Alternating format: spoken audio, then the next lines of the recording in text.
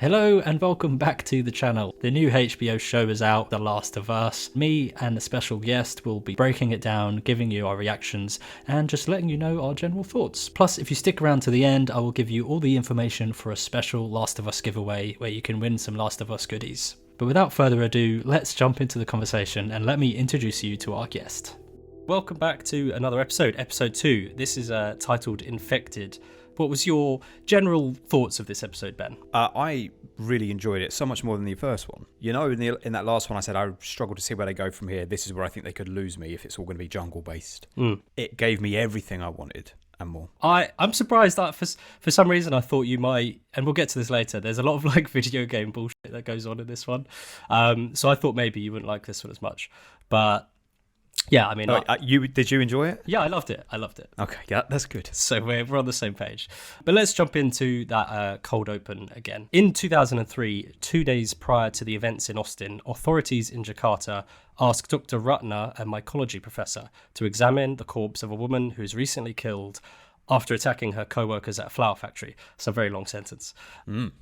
Ratna notices the corpse has a human bite mark on its leg and fungal growths in its mouth. After learning the growths have been identified as cordyceps and several workers from the same factory are missing, a military officer asks what can be done to prevent further spread. Ratna tells him to bomb the entire city and kill everyone living in it. Wow, that was good. Jesus. I mean, if every cold open to this show is going to be like this, because the first episode it was the same, it leaves you with that just, oh my god, feeling of dread, right? Absolute dread. I'm assuming that is not even a cutscene in the game, so that's new content. No, so far, both opening scenes haven't been in the game, so that's completely fresh. That was pretty devastating on... I mean, two fronts. First of all, it was just seeing her reaction when she goes into that morgue. Yeah, I thought her performance was really, really good. So good. It was. She doubled down, showing how great a performer she is, and really brought seriousness to the proceedings when she was like, "Bomb it, everything. Yeah, bomb it all." It's like, oh my god. It gives you this like overwhelming feeling of dread because again, it's the thing, we know what's coming, but the way she just says bomb, and this is Jakarta we're talking about. This is a lot of people. It's not like a little town.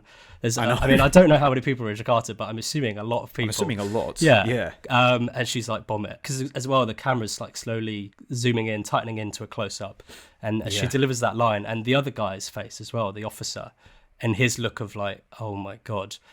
And you're just left thinking, wow. I know. See, I thought before she said bomb it that she was going to say, like I was thinking when she was like, who bit her originally when she's trying to work out where it sourced from. I thought we were going to have a 28 days later situation where it's like, okay, quarantine the country. Yeah. That would be the solution. But no, she went straight to, this cannot be fixed with vaccines. Yeah. Again, like separating it from COVID. This is not a pandemic that we're going to recover from with vaccine. Although I did think it was interesting that they still did the whole, we need to develop a vaccine. Yeah. And she says, no, it can't be done. I've worked with these for years or whatever it is. She says, yeah, I've worked with these for years and it's not possible in humans. And then she goes into that room in the little quarantine suit and she pulls the thing out of its mouth. Yeah. And then it twitches and she's shocked.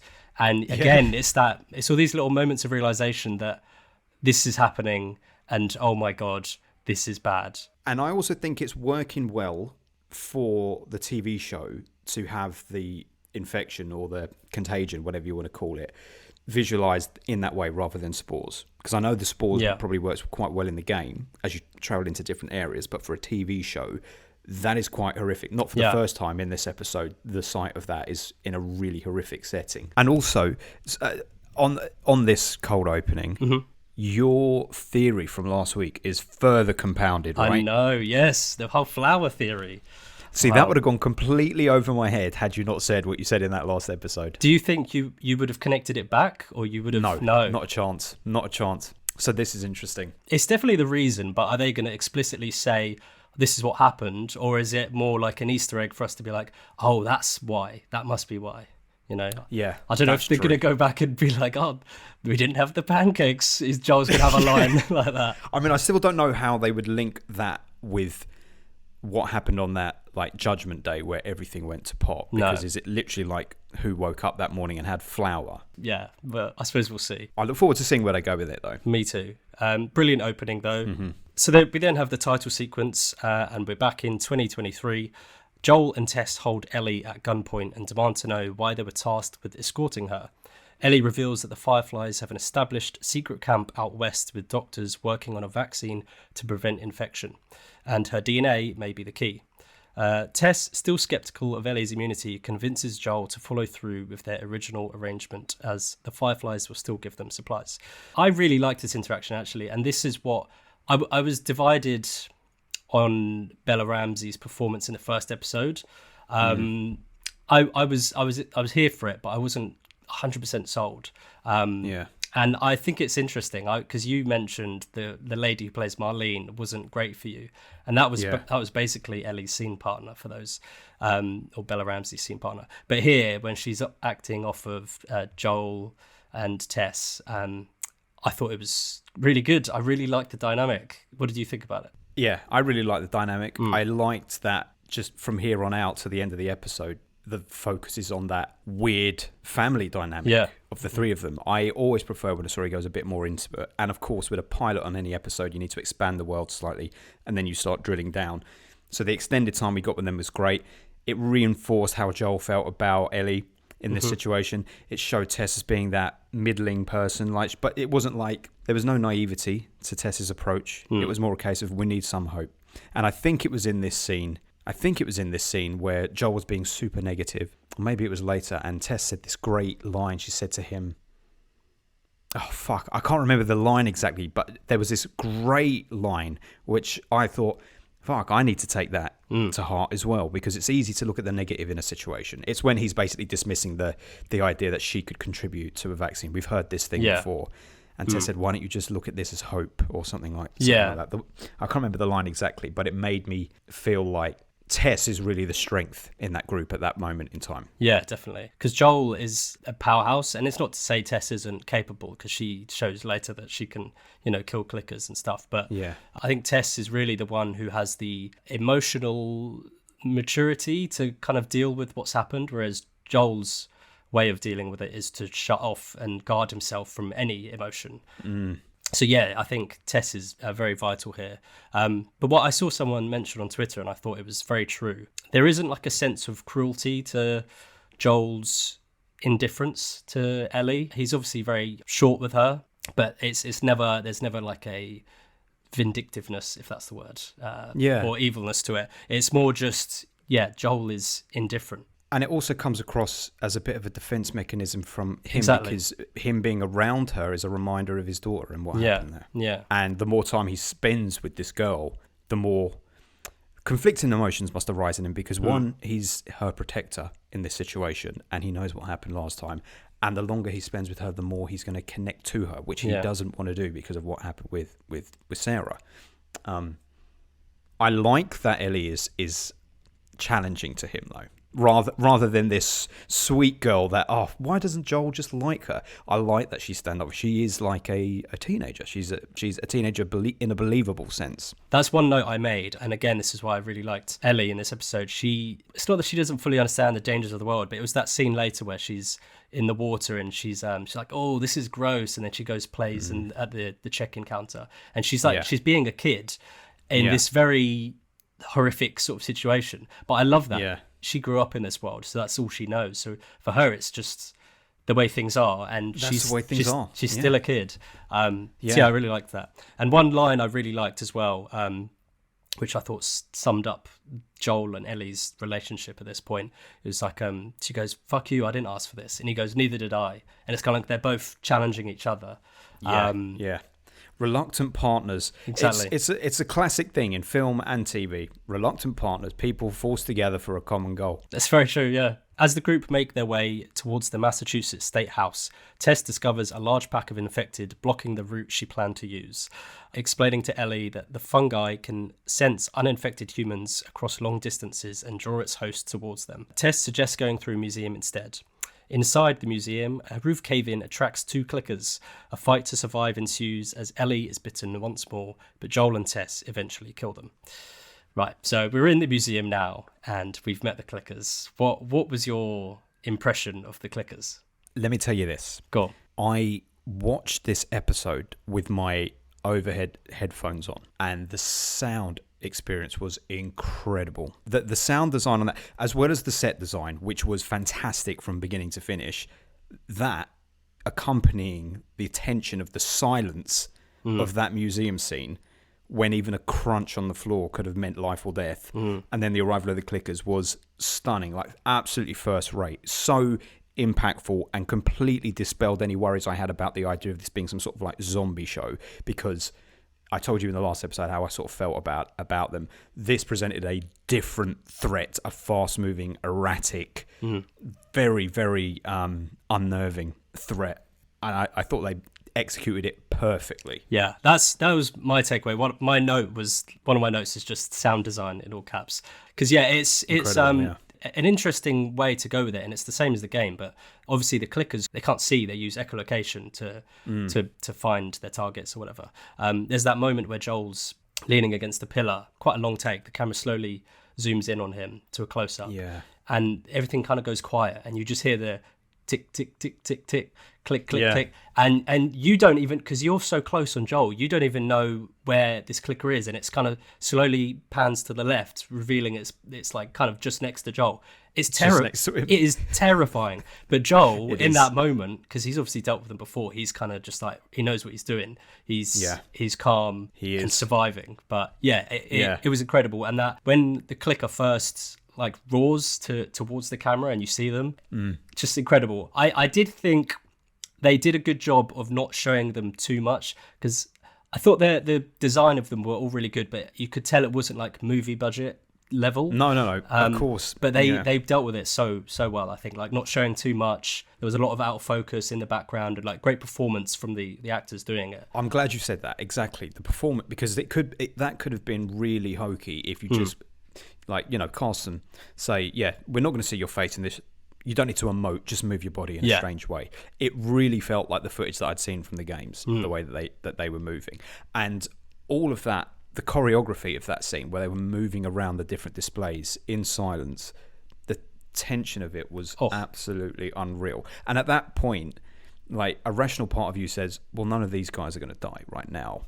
But if you can make me believe that there is a threat to them in that situation, you are really achieving your goals there. Yeah. I thought it was great. I also did like the whole look of the museum from the outside, and all the bodies that were just writhing around on the floor outside before they went in as well. Yeah, nice. The sense of that was pretty terrifying, because at first I thought all those infected were just like dying. I thought they were dying out, but they weren't. It was like it's like a horde.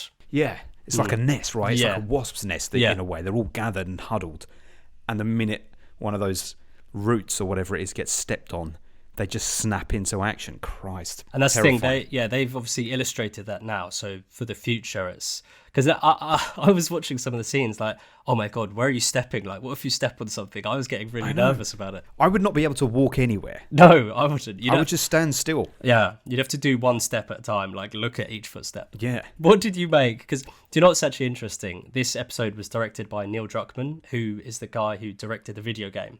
And for me, this much more than the first episode was like a video game, because there's a lot of walking through environment scenes, which I mean you're going to get that in shows anyway. But then it's when this path is blocked, and let me crawl through, and it's like, why don't you can all fit through there, just all go through it. Do you know what I mean? Yeah. And so like Tess goes through, and it's like, oh, this way's blocked, so we're going to go through the museum. And then they get to the museum and the roof caves in, and it's like, oh, so this is my checkpoint marker. Yes. Do you know what I mean? Yeah. It was so. I mean, so video game. You are right, but you know what the difference here is? That they constantly had conversation and character revelation coming. Yeah. So it was like, we're spending time with these characters, so I don't mind it. Now that you say it, very much so. The roof caving in, 100%. That is a video game thing. Like, that roof has been standing for 20 years. It suddenly decides to collapse because they've entered the building. Yeah. It worked because of the character development along the way, I thought. Yeah, I agree. You get to know them, and they lean into that trio dynamic between them, which obviously, like, considering what happens, and we'll get on it later, but it sets up Joel being left with Ellie really well. There was that scene actually before they go to the museum, I think, where they're talking, getting to know each other. And again, they're sort of challenging each other. Ellie's like, oh, where are you from? And Joel's like, pass. Yeah, yeah, and now it's like them two are left together, and Tess was very much the intermediator. Yeah, she was, that mediator in the middle. I saw a comment, I can't pass this off as my own. I saw this comment, I just thought it was interesting, and it goes back to what you were just saying. In that opening scene where the three of them are talking, Ellie is sort of surrounded by plant life and whatnot in the light, with a beam of light on her. Joel is in the darkness. Wow. And Tess is straddling right in the middle. So now, with her removed, the darkness and the light are going to have to come together. Wow. I just got goosebumps, man. Is there anything else you want to cover in the museum bit? I mean, it was just, the whole thing was, I would strongly advise anyone who watched that just on their television originally to, if you have the capabilities, plug in with good quality headphones and watch it again. Yeah. Because the sound was, it was just a fortuitous coincidence that I happened to have overhead headphones for that scene, and I think it makes all the difference. I think I will definitely go back and watch with headphones. So when they arrive at the State House, the Fireflies do not come out to meet them. Tess checks inside and finds all of them dead.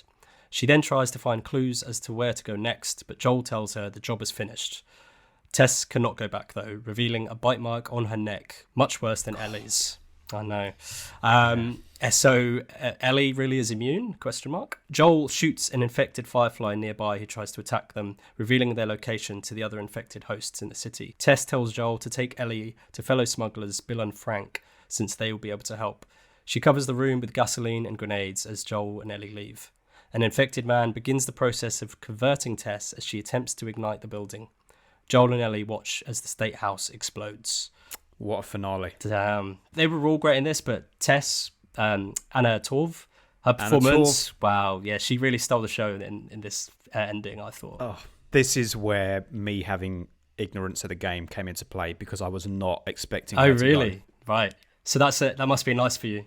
It was nice because it was such a rug pull moment, but it was also devastating because A, we're losing Anna Torv, who I think is fantastic. Yeah. B, I really was buying into Tess as part of this trio. I didn't know how it was going to work, but I thought, God, she's great. That her performance, the way that she's linking everyone is great.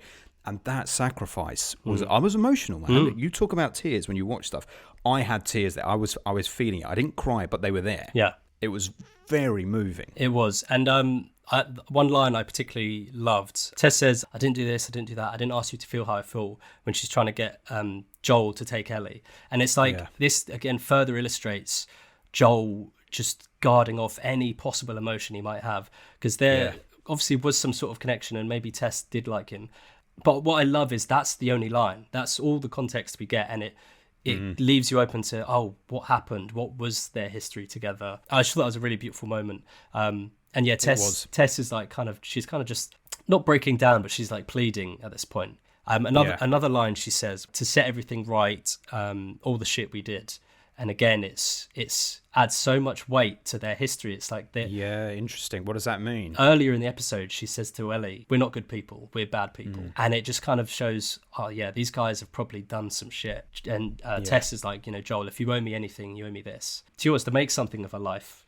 Do something important rather than all the years of just acting horribly. Interesting. I didn't quite pick up on enough of the indication that there was some bad shit that they had done. So that's interesting. Yeah, well, they're survivors, I guess. Being explored. Yeah, so there's naturally going to be some brutal things that they had to do. I also liked her final line to him, which I think was "save as many as you can," something like that. Which is like, even if it's one, just you've got to save people, and that's what Tess's final act was, just saving those two. I could imagine. I don't know how many seasons this is going to run for, but let's never forget the sacrifice Tess made here, because what she's just done could save the world or reverse everything, because her sacrifice allowed them to get away here. And it was that one single brave act by her. Yeah, it's like in her last defiant moment saying, if I can have any sort of purpose, I want to try and do something good. And she's trying to get Joel to do the same thing. And it's beautiful, it's heartbreaking, and it really does just add to the sort of profound feeling of this Ellie girl. Is this something special here? Like, is this going to be something? Yeah. It's powerful. I thought it was really powerful. It is really powerful. And the thing that's great is, in an emotional moment like that, they flipped it real quick, the minute that they had the infected, I think we had this conversation last time. What do you call them? Infected, yeah. I think that's what they call them in the show. Yeah. When the infected person slowly approached her, that was a horrendous. Yeah, a little snog. Yeah, and again, like just whatever those things are, you can't quite put your finger on it. Like they are like roots. They call them tendrils. That's in the show. Tendrils. Just horrendous. Yeah. Horrendous stuff. So satisfying to see that explosion at the same time. A bittersweet, fiery climax there. One random little Easter egg, because again, Neil Druckmann directed this episode.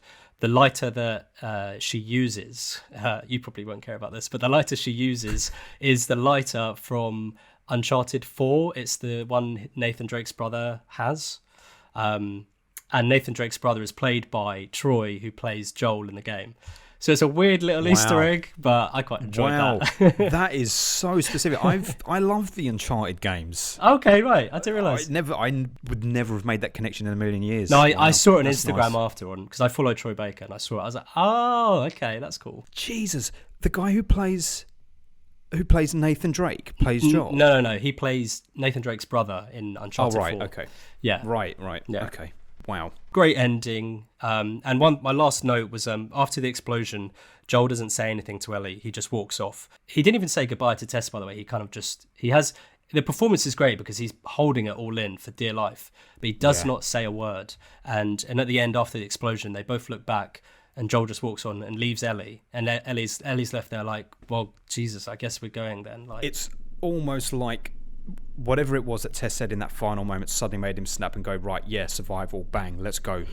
Can't connect emotion. As you said, he's got a lockdown on his emotions. Grab the girl, grab the cargo, let's go. Yeah. It's going to be interesting to see how the two of these now forge a connection, because I can't see any, sometimes in a situation like this, the next episode would play out that Joel holds animosity to Ellie for what happened to Tess, but there is nothing that happened to Tess here that was the fault of Ellie. This was just the situation they were in. So if anything, it might mean he's softer to her because Tess was suggesting it. If he has any sort of allegiance or loyalty or love for Tess that holds over, maybe he will soften with Ellie. If anything, I can imagine Ellie responding in a negative way to Joel because she didn't want to leave her. Yeah. Because she obviously, well, I'm immune. It didn't get me. Maybe there was a chance that it wouldn't have turned her. And that's the other thing. At the moment, Ellie's the only person that we know who's been bitten who hasn't turned. What if there are others out there who can be bit and not turn? You don't know it until you've been bit. But overall then, so you like this episode more than the first one? Yes,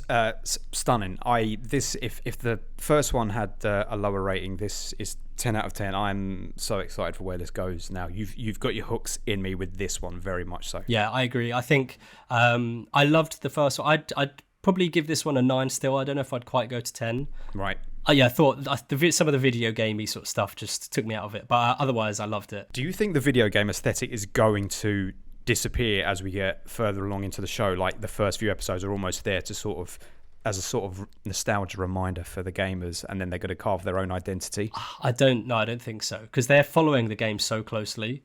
Like the wall falling down, the roof falling down is like, it happens in the game, I'm pretty sure. So it's like, and listen, it's not a problem. It's just every time these things happen, I'm just like, I'm like, oh yeah, okay, this was a video game at one point.